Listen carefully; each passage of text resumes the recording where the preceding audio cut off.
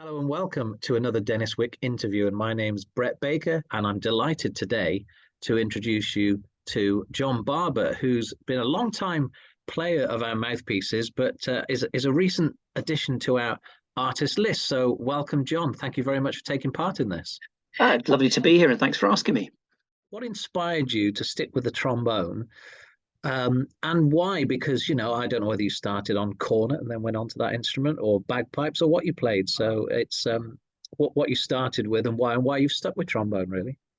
So I have an older sister. There's two of us, just me and my sister, and she started learning the trumpet a year. She was a year ahead of me at school. She started learning the trumpet and was really good. I mean, she was a really good player, and we had a visit from our local authority music service, and there was a quintet of brass teachers came in, and we had an assembly, and I would have been about 8 years old, and they played I remember Last of the Summer Wine, which is a TV comedy thing set in the Pennines, and it was really great. And at the end of this presentation, there was the opportunity to try some instruments, and they were going to offer. I think the school had about 10 or 12 instruments, so 10 or 12 lucky people would have the chance of learning instruments. So I'd been prepped. I'd had sessions on my sister's trumpet, and I could play the C major scale. I was a gift waiting to happen.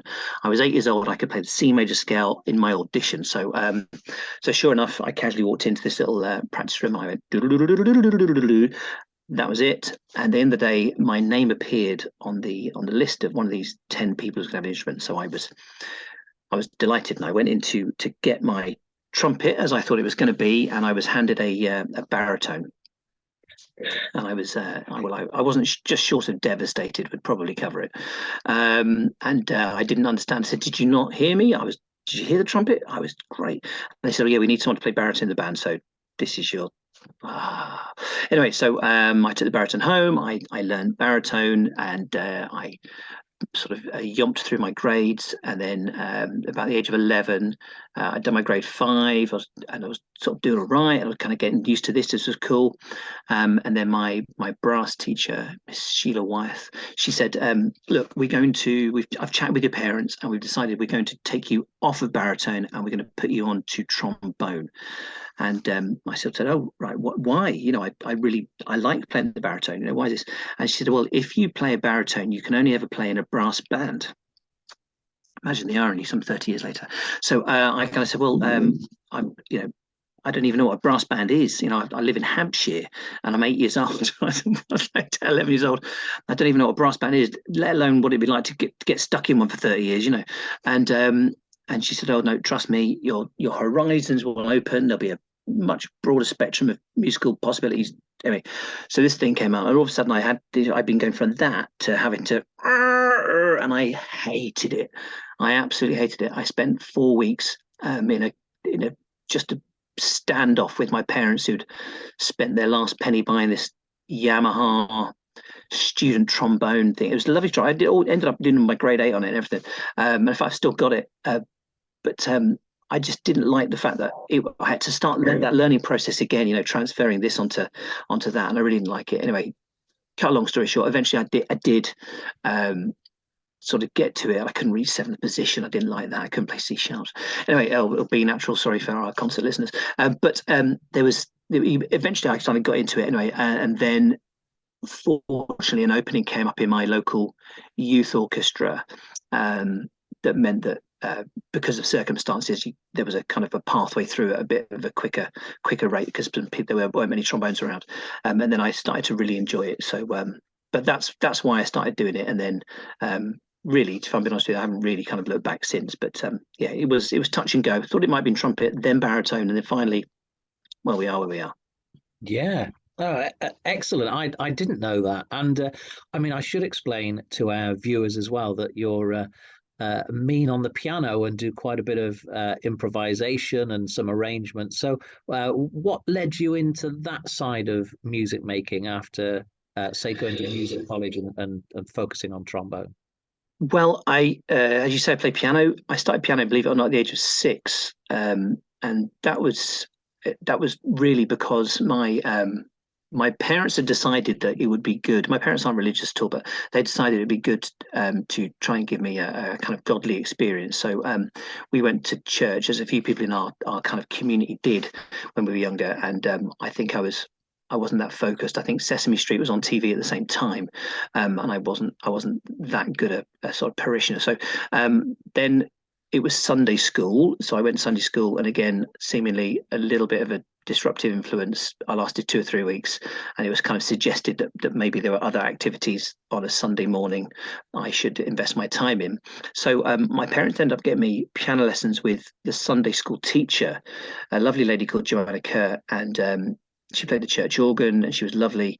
And because she was a Sunday school teacher, I think my parents thought I was kind of getting God by proxy. It was kind of like indirect, and that was fine. And she was really great, really good on the theory early on, and I was always lucky that I had good ears in terms of not particularly good looking ears, but effective. I could pick up tunes, and I soon got into listening and repeating what I could hear on the radio and improvising. And when I started music college on trombone, I had a job for the first couple of years in the Victoria and Albert Hotel in Manchester playing cocktail piano. I did that once a week for 3 hours a night. People would come in, and normally, I don't know, air stewards or whatever, or people late at night, and 30 quid plus free orange juice. There you go. That was my fee, and so I quite enjoyed that. So I always kind of got really into piano, and then as you know, I got my job over in Monte Carlo for a year, and one night a week I was the cocktail pianist in Monte Carlo casinos. That was kind of cool. So it's just always kind of been there. And then, really, in terms of the arranging, how that came about, that's something that's only been um, a kind of a fascination or a hobby for the last 6 or 7 years, really. Mostly because I think everyone does arrangements for their students and for the school groups and all the rest of it. You do what you can for the groups, for the people you got there, and you want to try and include as many as possible. But mine started off. It was a project that I was going to do with it was Foden's band and the singer Matt Ford that we do quite a bit of work with, and we had this idea. I'd been lucky enough to work with Matt for 10 or 12 years before this through my school, and also one of Matt's bands. So I had the idea. I said, look, we can make this work for brass band. We could do this. We could rearrange some of this stuff, and then so we rearranged a load of Christmas stuff, and then I kind of just got a bit of dark fascination sitting at the piano day about how to maybe do some Christmas stuff in a slightly different way. Anyway, the bottom line is Foden's were very generous and actually played some of this stuff, and we ended up recording it, and it seemed to not nobody threw vegetables at us. No one was too annoyed, and it seemed that it was all right. So I ended up just doing a bit more, and you kind of learn more, I think, by doing rather than for me personally, you do more by actually getting it and learning about your voicings. And we think we've all played in bands so long, we know roughly the sound what we're trying to create, and we're probably subliminally quite aware without realizing how aware we are about how things probably should go and what octaves and stuff.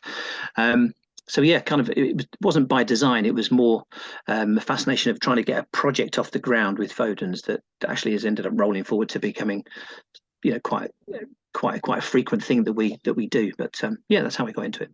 Fabulous. And who would you say inspired you more? Would it have been the teachers at college? Was it a teacher down in Hampshire that you might have spent time with, or was it your fellow colleagues playing in various groups, whether it be at school or then at music college, or recordings? What inspires you as a player? Personally, I think it's a bit of everything. I remember my sister, as I said, I remember my sister inspiring me to want to play in the first instance, and I was always inspired to try and beat her at the local music festivals, but we never could. There was three of us. There was Mark Vines, who's third horn in the London Philharmonic. He was from my village, myself, and my sister Faye, who now Faye's a dentist up in the Borders.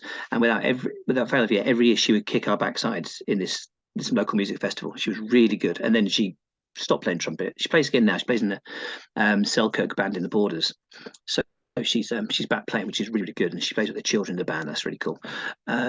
but so that was, I was inspired then. I remember doing my work experience as a 16-year-old in R Price Records. I remember R Price Records, and in the background they had a brass playing thing. And I'll tell you what it was. It was Ian Bousfield, Versatile Virtuoso. Remember that I album he do. did, Yorkshire Imps, I think it was. And I remember hearing this thing, thinking that's just. And I think it was the first time I'd kind of heard a brass band as well. I remember thinking that's great. How can you do that on a trombone? And so I remember being inspired by him, and then obviously over the next 25 years bumping into him on occasion at things that we've done really with Foden's very often in the Shell LSO competition and various other things. So that was always nice. I remember when I got to music college, my fourth year students. So when I was a first year, my fourth year students were Simon Johnson, who was just incredible at that time. I know he's one of your peers. Ashley Horton was a fourth year, who now obviously is BBC Big Band. And there were just all these great players. You remember as a sort of 18-year-old, you go and you go, wow, how do you even begin to do that? And of course you then have lessons and you learn and someone says, that breathing thing, you should do that breathing thing, it'll make a big difference. And you go, what? No, really do it.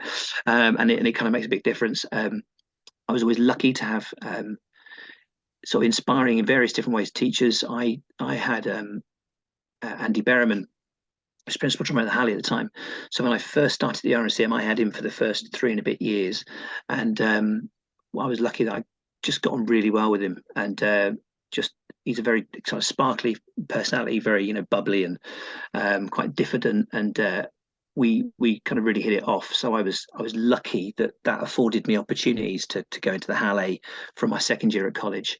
And again, you then surround yourself with other sort of amazing sounds, and listening to Gareth Small playing in the Halley Orchestra, or then the Rick on percussion, Rick Parmigiani forming in Latin American bands with players from the Halley and being dragged into that because you had a broad interest in jazz and no one in the orchestra trombone section really did. So so I personally have been inspired by pretty much everything. And then band, right? So you come to band and you're surrounded by just amazing players, aren't you? You know what it's like. We over the years I've had just sat in front of me filtering my sound from the world. Glyn protected the world for a long time. He was my filter. And now Gary's there absorbing a lot of the shrapnel that comes out at the end of my trombone. But they're all amazing players. And Mark Wilkinson, Mr. Consistent, on principal cornet.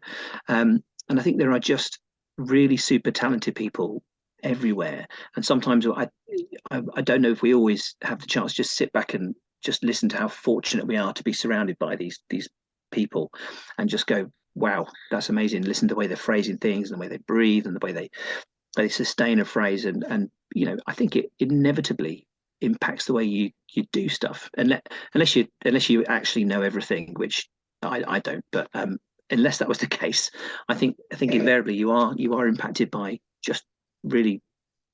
What I guess is, I think we're probably overly exposed to really, really good players a lot of the time without possibly realizing it. And it's a fortunate position, I think, to sort of just to be there and hear it. Yeah. Oh, yeah. Brilliant. Well, it's been a pleasure finding out a little bit more about what you've been doing and all the interesting things that you're up to. And thank you very much for your time, John. And I'm sure I'll see you very soon. Great. Thanks, Brett. All the best. Take care. Thanks.